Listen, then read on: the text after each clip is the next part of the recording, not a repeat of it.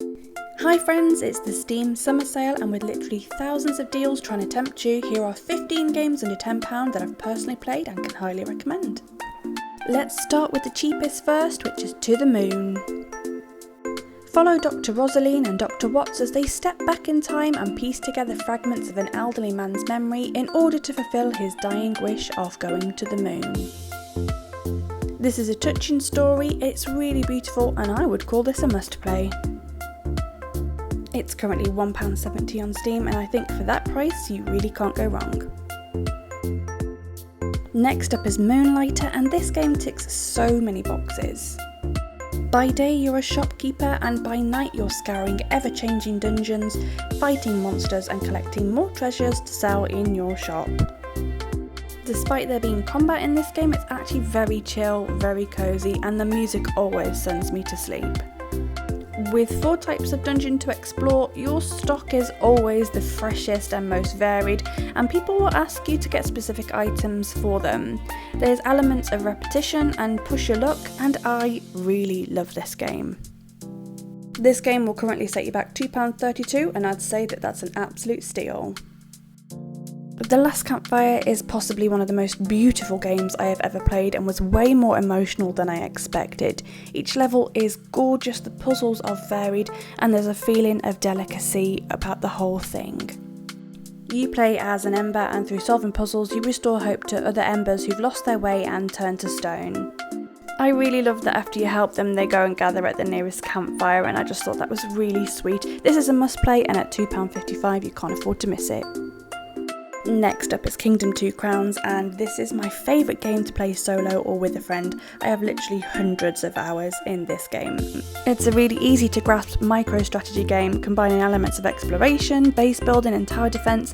For the most part it's really chill, and the pixel environments are stunning, but don't get too comfy because each night you'll get attacked by enemies called the Greed, who will want to take down your walls and steal your crown. There's so much free content and DLC, and for £3.35 you'll have hours of fun with this game.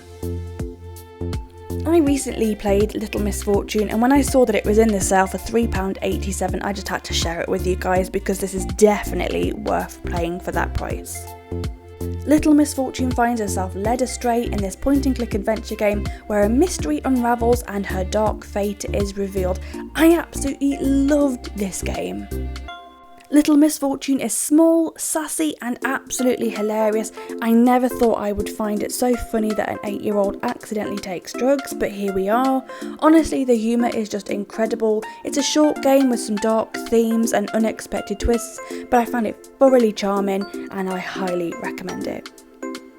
I also recently finished this game, which is called Wytchwood, and I'm sharing it with you because I think there's a lot of you out there who will really enjoy this kind of game. You play as a witch with no memory who has made a deal with a goat. You must fulfill your part of the deal and bring him souls to wake a sleeping maiden. Explore various areas of the map and collect ingredients, craft items and fulfill quests. It does get a little bit repetitive because you are mostly collecting ingredients and just crafting stuff, but I actually really enjoyed this game, mostly because of the characters and the story, and I really love the art style as well. If you're a fan of this kind of game, you can pick up Wytchwood for just £4.64. Well, I was absolutely blown away by Roki when I played it earlier this year.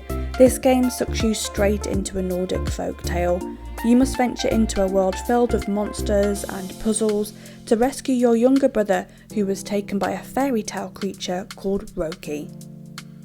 Solve riddles, explore hidden paths, make friends with trolls and all other sorts of magical creatures. The puzzles can get a little bit tricky, but overall I absolutely loved this game. If you enjoy puzzle games, you'll really like this one, and it's just £4.87. If you haven't played Spiritfarer yet, then take this as your sign to check it out. At just £4.99 this is an absolute bargain and you won't be disappointed. Not only does this game look gorgeous, but it has a cast of charming characters, each with their own quirks and needs, and their own special hug animation. You have to make sure you hug the characters because the hug animations are just absolutely precious. But ultimately, as the Spiritfarer, you need to guide each character towards their final destination and let them go. And it can be really sad, but there are some characters that you just can't wait to get rid of. It isn't all sad though. You can explore, mine, fish, farm, build and upgrade your ship. You can also upgrade your own abilities to access various areas, and it's just absolutely magical. I love this game so much and would play it over and over and over. And if you're wondering if it plays well in co-op, then I will tell you that the first player will get to play as a Spiritfarer, who basically has all the story and character interactions, whereas the second player plays as a cat, and while adorable, can't do nearly as much as the main character can. But if you're happy to take a back seat, then it can be a really satisfying co-op experience. How do I even explain Miniature Islands? You basically play as a young girl who is the last saviour of the world. You get to travel to various islands and solve puzzles to activate air purifiers, but at what cost? During this game, you must make some difficult choices along the way. This isn't the most uplifting game ever, but it is a tale of survival and I really enjoyed it. I will say the visuals are gorgeous and very much about the aesthetics, and I will say this game is absolutely beautiful. It is fairly short, but for $4.99 I would say that you get a lot of bang for your buck. If it looks interesting to you, then I say give it a go and I don't think you'll be disappointed. This little review here that says it's oddly beautiful, that's exactly how I would describe it actually. It is oddly beautiful. I recently finished playing Toem and was so surprised about how much I enjoyed it. This black and white world is filled with colourful characters, things to collect, quests that will need to be fulfilled by taking photos as you embark on an adventure to find the legendary Toem. I loved this game. I'd love to play more games like this. Please just go and check this one out. This is actually one of my favourite ones on the list, and for £5.69 I think you will love this game.